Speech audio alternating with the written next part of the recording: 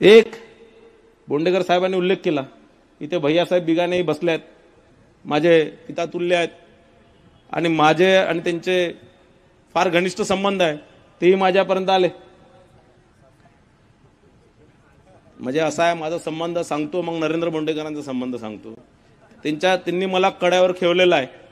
माझा आणि त्यांचं गाव, माझं जन्मगाव आणि त्यांचं गाव एकच आहे, आम्ही एकाच गावात नाही तो. आणि ते बोंडेकर साहेबांचे सासरे. अश्विनी माझी बहीण आहे. आणि माझेही कार्यकर्ता, आमचे भाजपचे लोक फार नाराज झाले होते की बोंडेकर साहेब असं बोलतात, तुम्हाला तसं बोलतात. मी म्हटलं नात्याने मी त्यांचा साळा लागतो आणि ते माझे जवळ लागतात, तर जवळचे 2-4 चुका माफ करावं लागतं आणि पुढे जावं लागतं.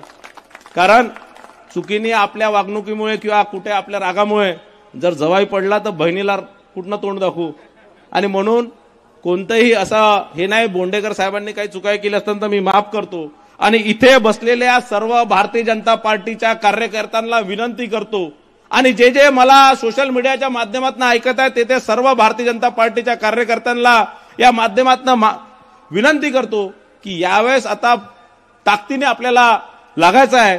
आपले कोणतेही गिले शिकवे असतील, आपल्या कोणतेही विषय असणार, सगळ्यावर पाणी टाकून यावेळेस महायुतीच्या सरकारसाठी, महायुतीचं सरकार या महाराष्ट्रामध्ये आलं पाहिजे. महायुती जनता पार्टीच्या सर्व नेत्यांना, सर्व कार्यकर्त्यांना मी विनंती करतो की यावेळेस आपण ताकदीने बोंडेकर साहेबांना आणि 7ही विधानसभा आपल्याला निवडून आणायची आहे. आणि आपण 3, 4, 5 पक्ष महायुती म्हणून एक मुठ्ठ बांधून जर आपण काम केलं तर ह्या 7ही सीट आल्याशिवाय राहणार नाही.